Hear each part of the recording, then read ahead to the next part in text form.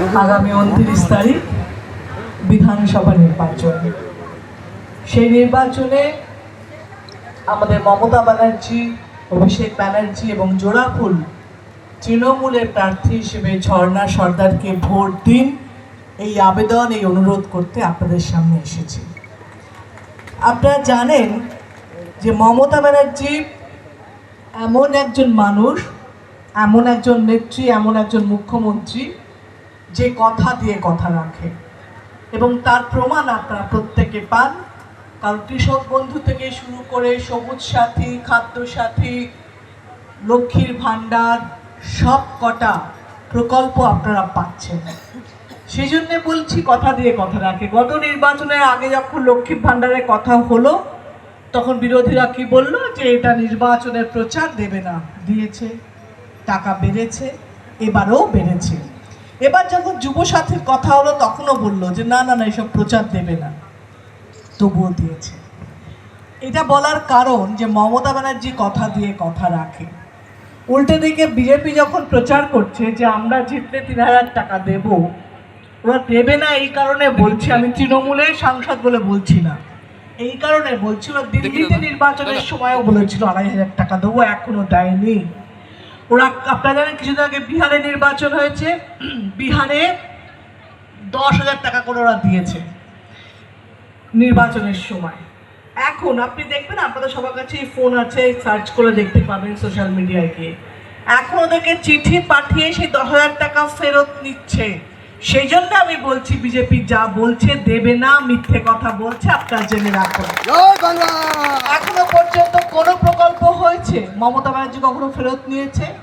নেয়নি, কারণ তিনি কথা দিয়ে কথা রাখেন। আপনাদের বলবো SIR এ বহু নাম বাদ গেছে, বহু নাম ফেরত এসছে, এবং এই মঞ্চ থেকে চ্যালেঞ্জ নিয়ে বলছি যে এই SIR এর নাম যে ফেরত এসছে সেটা একমাত্র মমতা ব্যানার্জি, একমাত্র অভিষেক ব্যানার্জি, একমাত্র আমাদের জন্যে, তৃণমূলের জন্যে। আমি তো এখানে দাঁড়িয়ে, মঞ্চে দাঁড়িয়ে চ্যালেঞ্জ করে বলছি, এখানে যারা উপস্থিত আছেন তারা যদি একজনও বলতে পারেন যে আমরা ছাড়া কোনো মুখ্যমন্ত্রী সুপ্রিম কোর্টে গেছে কিনা আপনাদের নাম ফেরত আনার জন্যে, আমরা ছাড়া কেউ ইলেকশন কমিশনের কাছে গেছে কিনা আপনাদের নাম ফেরত আনার জন্য, একটা নেতাও নয়, একটা মন্ত্রীও নয়, একটা মুখ্যমন্ত্রী নয়, একটা MP নয়, কোনো দল যায়নি, শুধুমাত্র তৃণমূল গেছে। তার মানে তৃণমূল পাশে থাকার লড়াই করে, এবং যাতে আপনারা ভোট দিতে পারেন, আপনারা নাগরিক হিসেবে এই দেশে থাকতে পারেন, তার চেষ্টা করেছে, এবং এতগুলোর নাম ফেরত এসছে। আমি দেখি একদিকে আপনার তৃণমূল 96টা প্রকল্প দিয়েছে, প্রত্যেকটা আপনারা জানেন, বাচ্চা স্কুল যাচ্ছে জুতো মোজা ব্যাগ নিয়ে সেটা পর্যন্ত। উল্টো দিকে বিজেপি কি দিয়েছে? রাস্তায় দাঁড় করিয়েছে। কিভাবে? প্রথম আপনাকে আধার কার্ড করতে বলেছিল কিনা, যাও আধার কার্ড করো, খুব জরুরি, জীবনের সব কিছু ফেলে দিয়ে সবাই করেছে, আধার কার্ড কোনো কাজে লাগছে না। তারপর বলেছে ব্যাংকে যাও, গিয়ে অ্যাকাউন্ট খোলো, টাকা পাবে 15 লাখ টাকা করে। ব্যাংকে গিয়ে সবাই অ্যাকাউন্ট খুলেছে, 1 টাকাও পায়নি। তারপর কি বলেছে? প্রত্যেকটা রাস্তায় দাঁড় করিয়েছে, রাস্তায় দাঁড় করানোর গল্প বলছে। তারপরে কি বলেছে? যে নোটবন্দি, টাকাগুলো যা 500 টাকা, 1000, 2000 টাকা আছে তোমরা ফেরত দাও, ওই টাকা আর চলবে না। তাতে কি হবে না, টেরারিস্ট শেষ হয়ে যাবে, ব্ল্যাক মানি শেষ হবে। হয়নি, কারণ তারপরেও কাশ্মীরের পেহেলগাঁও টেরারিস্ট অ্যাটাক হয়েছে, দিল্লিতে অ্যাটাক হয়েছে, এবং ব্ল্যাক মানি শেষ হয়নি।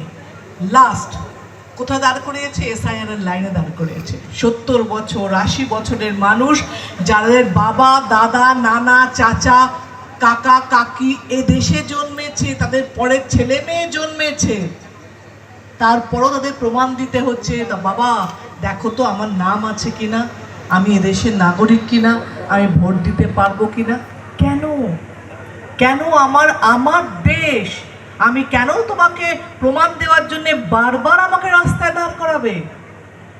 আপনাদের বলি, যারা ধর্মের নামে ভোট চায়, আপনারা ভোট যে কারণেই দিন, যাকে ইচ্ছে দিন, কোনো অসুবিধা নেই, কিন্তু ধর্মের জন্য ভোট দেবেন না, কারণ ধর্মের সঙ্গে রাজনীতির কোনো সম্পর্ক নেই। যারা রাজনীতি ধর্ম নিয়ে করে তারা আপনাদের বোকা বানায়। তার কারণ আমি হিন্দু, আমি ব্রাহ্মণের মেয়ে, ব্রাহ্মণের বউ।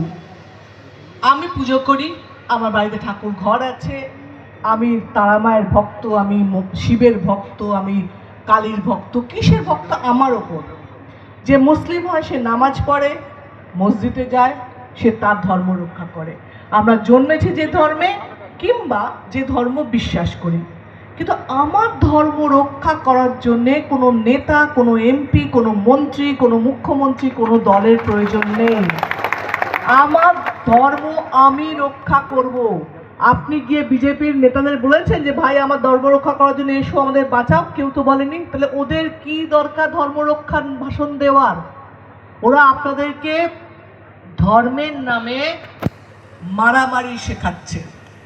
আপনি বলুন না, এখানে যারা আছে কেউ কোরআন পড়েছে, কেউ বাইবেল পড়েছে, কেউ গীতা পড়েছে, কোন ধর্মে লেখা আছে যে আমার ধর্ম বাঁচানোর জন্য অন্য ধর্মের মানুষকে মারতে? না। সবাই কি বলেছে? মানবিক হতে, মানুষকে ভালোবাসতে। যদি সব ধর্ম তাই বলে, তাহলে কেন আমার ছেলে মেয়েকে আমি শেখাবো মুসলিম দেখলে মার?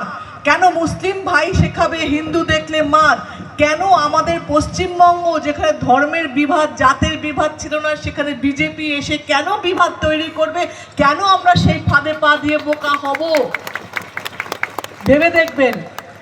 আপনি ভোট দেন কি জন্যে? আপনার যাতে বাচ্চা ভালো থাকে, আপনার যাতে ছেলে মেয়ে ভালো থাকে, আপনার শ্বশুর শাশুড়ি ট্রিটমেন্ট পায়, স্বাস্থ্যসাথীর কার্ড পায়, এই জন্যে তো।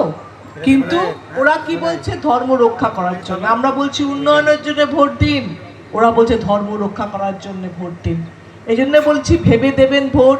কার থেকে পাচ্ছেন, কি পাচ্ছেন সেটা ভাববেন, কি পাবেন সেই আশায় নয়। আমরা কি বলছি? আমরা দিয়েছি, আমরা এই সব কটা প্রকল্প দিয়েছি, এবার বলছি ভোট দিন। ওরা কি বলছে? ভোট দাও তারপর দেব। কোনো বিশ্বাস নেই। আগে বলুন, যা যা যে যে রাজ্যে তোমরা আছো সে রাজ্যে তোমরা কি কি দিয়েছো বলো, সে রাজ্যে তুমি কি করেছো বলো, তারপর আমাদের রাজ্যে এসে। একটা কথা বলে রাখি, মমতা ব্যানার্জি পশ্চিমবঙ্গে আমাদের জন্য যেটা করছে, ওনাকে হারাতে, পশ্চিমবঙ্গ দখল করতে বিজেপি চাইছে না, বিজেপি চাইছে মমতা ব্যানার্জিকে হারাতে। কেন? মমতা ব্যানার্জি একমাত্র নেত্রী যে মোদির চোখের ওপর চোখ রেখে কথা বলে, যে বিজেপির সঙ্গে লড়াই করে। যদি মমতা ব্যানার্জি হেরে যায়, তাহলে বিরোধী আসন শূন্য হয়ে যাবে, বিরোধী কেউ থাকবে না। সেই জন্যে চাইছে মমতা ব্যানার্জিকে হারাতে। আমি আপনাদের কাছে অনুরোধ করব যে যে মমতা ব্যানার্জি আমাদের ঘরের, আমাদের রাজ্যের, আমাদের একজন দিদি, আমাদের একজন বন্ধু, আমাদের একজন মা, আমাদের একজন, যেটাই যে যা ভাবে তাকে ভাবে সে তাই, তাকে হারানোর জন্যে যদি হিন্দি ভাষী মানুষগুলো এসে উত্তরপ্রদেশ থেকে, গুজরাট থেকে, মহারাষ্ট্র থেকে, ইউপি থেকে, বিহার থেকে আপনার উপরে লাঠি ঘোড়ায়, আপনার ভাল লাগবে? আমাদের দিদি, তার প্রতি আমাদের রাগ হতে পারে, অভিমান হতে পারে, দুঃখ হতে পারে, আমরা বুঝে নেব। আমরা রাগ দেখাবো, আমরা অভিমান দেখাবো, বুঝে নেবো, কিন্তু সেটি আমাদের